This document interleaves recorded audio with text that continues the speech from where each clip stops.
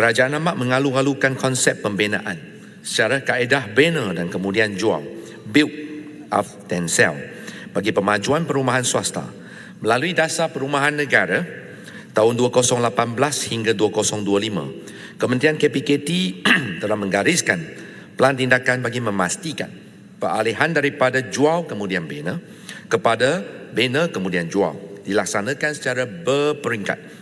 Walau bagaimanapun, usaha ini telah mengalami kelewatan akibat daripada wabak COVID-19 dan kini menunggu masa yang sesuai sehingga ekonomi negara dipulih sepenuhnya.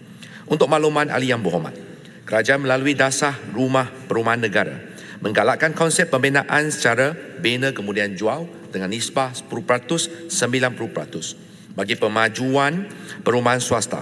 Melalui kaedah pembinaan BKJ ini, pemaju akan mengenakan 10% wang pendahuluan daripada harga jualan kepada pembeli, manakala baki 90% akan dikenakan setelah rumah tersebut siap dengan sijil perakuan siap dan pematuhan CCC serta penyerahan pemilikan kosong vacant possession dengan izin.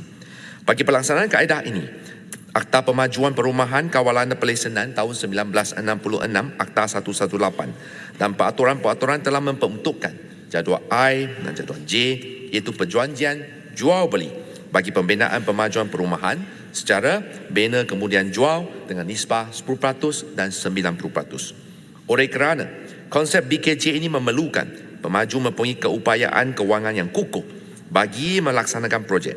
Pada masa ini, kerajaan hanya menggalakkan sebagai satu option pemaju yang bersedia untuk melaksanakan konsep BKJ secara sukarela.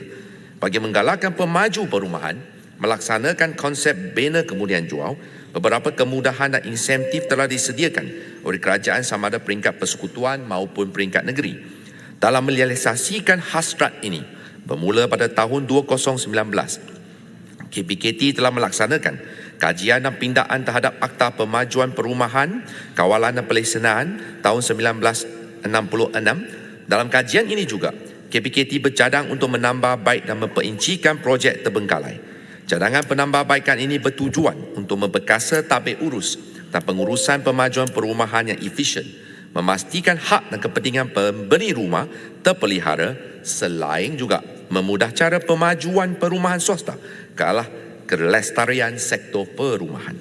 Antara pindaan yang dicadangkan adalah: pertama, memperkukuhkan definisi terbengkalai dalam menguruskan pemantauan projek perumahan.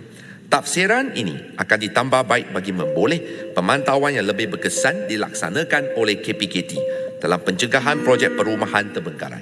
Kedua, mengkaji cadangan meningkatkan jumlah modal diterbitkan dan modal terkumpul secara tunai bagi syarat pemaju yang hendak mengemukakan permohonan lesen pemaju perumahan. Peningkatan jumlah modal ini dapat memastikan pemaju yang mempunyai kedudukan kewangan yang kukuh dan rekod pelaksanaan penyempurnaan projek yang baik sahaja dapat menjadi pemain industri. Ini dapat memastikan masalah projek sakit atau projek terbengkalai dikurangkan pada masa hadapan. Ketiga, menyenarai hitam nama pengarah syarikat yang menyebabkan projek-projek terbengkalai dan projek sakit.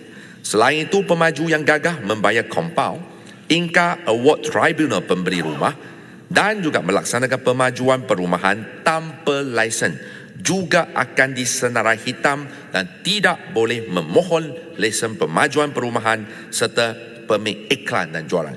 Dan yang keempat, terakhir, memperkenalkan kontrak option to purchase pra perjanjian jual beli dengan syarat yang terperinci. Kontrak option ini menyediakan ruang keluar di pihak pemaju dan juga pembeli rumah dan tidak melibatkan implikasi kewangan yang tinggi sekiranya pemajuan perumahan tersebut tidak dapat diteruskan disebabkan pemaju gagah mendapat jumlah jualan yang disasarkan di dalam satu tempoh masa.